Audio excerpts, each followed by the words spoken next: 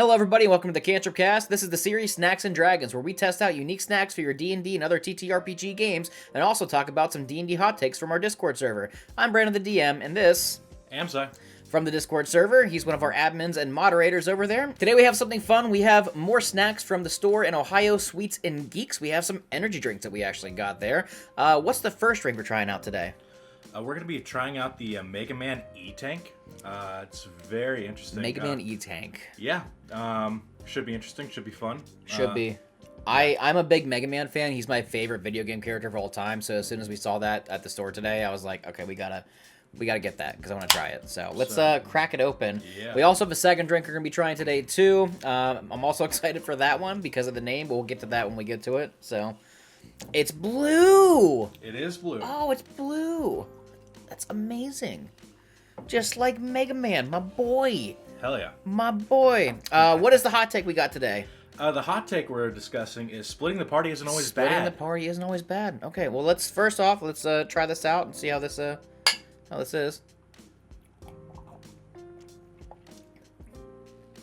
It's pretty good. Yeah. It just tastes like a berry. And like some sort of like berry-ish flavor. A little berry-ish. Yeah. I can't tell which one, but it's not bad. It's definitely an energy drink. Because you know when you drink an energy drink, you can just tell like, yeah. That's got caffeine. Yes. But it is good. Yeah. Not too bad. Yeah.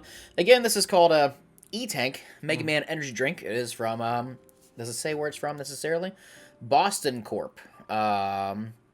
Hey, mid-editing Brendan here. Again, I looked on BostonAmerica.com, and they do have some really cool energy drinks and snacks, but I couldn't find the Mega Man one there specifically, but they do have some really, really cool stuff there you might want to check out. However, I did find this drink still available on Sweets and Geeks website. If you want to check them out to order from them, the link is down in the bio. Okay, thanks, bye. Yeah, distributed by Boston Corp. So if you go to BostonAmerica.com, that's what it looks like it is distributed at. But if you're in Ohio, Sweets and Geeks also has this drink. I'm going to pour some more while we talk about. There we go. Yes, we can. Hell yeah. Top you off. Cool. And there's the drink. All right, so what we got? Splitting the party isn't always bad. I agree with this. Primarily because sometimes when you split the party, it gives players an opportunity to interact with a character that they maybe haven't had a lot of chances to interact with through the campaign. You know, through the course of the campaign, I've seen many times where, like, if I have a 4-piece where there's 4 players, sometimes 2 players get along really well and become, like, really close friends, and another 2 players get, you know, along really, really well and become really close friends. They continue to adventure together, but kind of the 2 and 2 pair, you know, really start to get close to each other on a friendship level. Sometimes it's nice to kind of switch it up a little bit and kind of force that dynamic to have some different roleplay interactions, and it really makes for some unique scenarios. And I think that sometimes splitting the party is also fun in the fact that your players then have to learn how to work without their normal crew.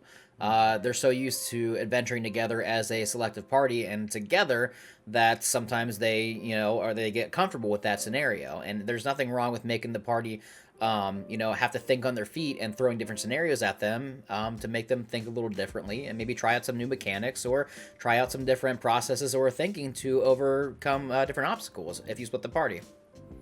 Yeah, I would agree with that. Splitting the party isn't always bad. I mean, there are obviously some scenarios where that is not the right thing to do at all. Yeah. But, like, let's say the DM poses a challenge where there's 2 things going on at one time that are happening on a certain time frame, and if you don't get to one of them, that task is completely failed. Yeah, that's something you're probably going to have to do to split the party. But, it's definitely not always bad. Yeah, I've split my party a couple times in appropriate ways to make for unique combat scenarios. For example, a very typical trope that I've seen a lot happen is the party is going through a cave and all of a sudden rocks fall and splits the party, and then one half of the party has to go one direction and the other half of the party has to go the other direction, try to meet up with each other. Yep. And during that time, you know, it makes sense to have some roleplay interactions there, or to, you know, have each party member or the 2 parties that are now split interact with different monsters or mobs, or, you know, different scenarios that causes them to really think on their feet, knowing that they're, you know, a little handicapped right now, not having the rest of the party with them. And it's fun. Oh, yeah. Yeah, I don't think there's anything wrong with splitting the party if it's done the right way. But what about on a player standpoint? Player standpoint, It's a little different. You know what? And you know what happens when I have a player that splits the party intentionally, and I know for a fact that it's probably going to end in a bad scenario for everybody. I get what's called Rageful, and the second drink is called Liquid Rage, and I'm super excited to try this one. Oh boy, let me down this real quick. All right. Yeah, this looks fun. It looks, you know, yeah. Liquid Rage. But no, in all seriousness, why AMSI is pouring the Liquid Rage for us. Oh, it's pink. It's pink. It's a pink Rage!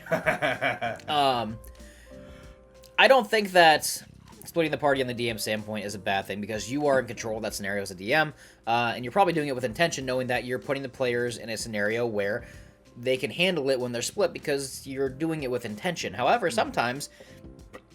Oh, sorry. Sometimes players do things unintentionally or with intention to split the party themselves in a moment where they shouldn't split the party. Yes. And then that has some moral dilemma for everybody, including the DM, because then you have to make the decision.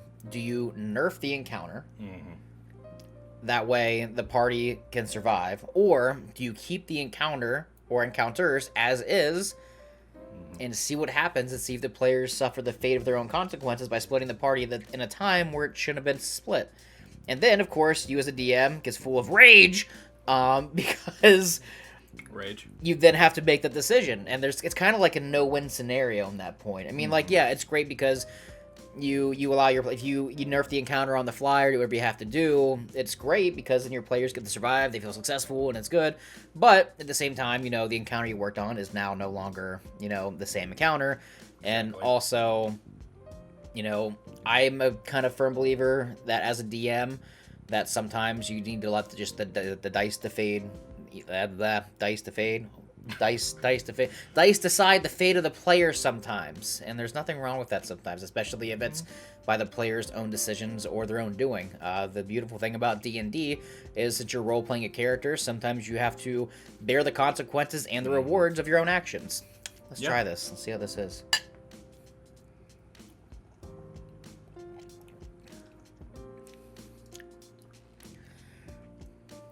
Tastes pink. You ever tasted pink before? I have now. Like, it looks how it tastes. It's good. I can't like put like a flavor on it. Yeah, no, it's except that it's pink. It tastes pink. Yeah. It tastes pink. Honestly, I prefer the Megaman one a lot more than this one. It's good, but the winner of today's energy drink showdown is Megaman. Yeah. But if you want to try either of these, then you can check them out on, you know, where is this one from? I don't know. I know that this is based on the comic or the cartoon, like Aggretsuko or Aggretsuko. How the f*** do you say that? Aggretsuko? Yeah, the angry cat. That's why it's called Liquid Rage. Hey, Brandon again, mid-editing. After further research, I've discovered that it's actually pronounced Aggretsuko, and she is a red panda, not a cat. My bad. I'm not familiar with the show, but after seeing the trailers, I really want to watch it. Okay, bye. Back to the video. Sweets and Geeks, but they're not too bad, actually. You know, we paid for them. We're gonna finish it like champions. Exactly. With that being said, while we're finishing these off, let's do a little question for you, AMSI. Yeah. Favorite moment of you playing D&D where either you split the party or your party got split? Favorite moment as a player? Yeah, so this is a home game a couple years ago. I was very new to D&D at this point. So the rogue of the party stole my character's weapon. That's always good. Yep, and went to go do the encounter by herself. The rest of the party was asleep at the camp, and I was also there as well.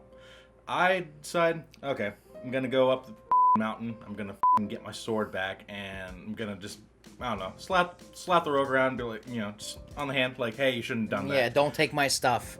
Yeah. Please, God, no. Well, we ended up encountering a giant spider that had overtaken the ancient ruined castle that was atop the mountain. She got knocked out at one hit, but I ended up taking down the spider pretty much by myself. By the time the rest of the party woke up and found out that we were missing. Was difficult as hell, but it was a very satisfying fight. Okay. I think one of my favorite moments with party splitting was one that I DM'd because it was like a little bit of both my intention and player intention at the same time. They were on top of a cold mountain, and one of the players decided to roll himself up in a snowball because he was a gnome, and he had the children on the mountain rolling him around in a little ball, and he had a little bit of control on like where he was rolling as the kids were pushing him around. Yeah. Because using some like weight shifting and stuff, I wasn't gonna just completely make him screwed and had no control where he was going. But he did ask me. He's like, "Hey, I want to have the kids direct me towards the edge of the mountain," and I'm like, "Why would you want to do that?" And he's like, "Because I want to try to ramp myself with one of the rocks, see if I can get to the next village faster." And I'm just like, Oh. okay, Yeah. I'm fine with that, actually. Let's do it. Roll acrobatics and athletics and everything else under the sun to see if you don't die on impact. Long story short, he went down the mountain, a very tanky character, hit this rock, ramped off of it, and went flying hundreds of feet and crashed into the side of like a building. And he was alone there for a couple hours while the rest of the party went down to go after him to find him. But there was some really funny like interaction that this player had with like the village while he was talking to everybody, because they were like, "What the hell was that?" Because they saw a massive snowball crash into the side of a fucking building, and they were very angry at him. Yeah. Because he pretty much destroyed, just a small house that was in this village. He almost got arrested. The party had to come save him, but there was like a solid hour, like in-game, like out-of-game hour, like us like actually playing the game, where he was interacting with people and the party had to come save his ass, and just having that little split party. It was fun. It was a fun moment. Yeah, sounds like it was a lot of fun. So, all right, everybody. Well, that's what we got for today. That was Snacks and Dragons. Brought to you by Megaman E-Tank and Liquid Rage angry cartoon cat that I cannot pronounce. Aggretsuko. Yes, I will put some links down in the bio if I can find where everybody can purchase these. Hopefully you can try them out for your next D&D or TTRPG game at home. Like the video, leave a comment, and subscribe. And if you want to join the Discord server to leave a comment on maybe a hot take you want to have us do a discussion on, then make sure you click with the link down below in the bio to join the Discord server. And with that being said, we will see you next time over here on the Cantripcast. Goodbye, everybody. What the hell was that?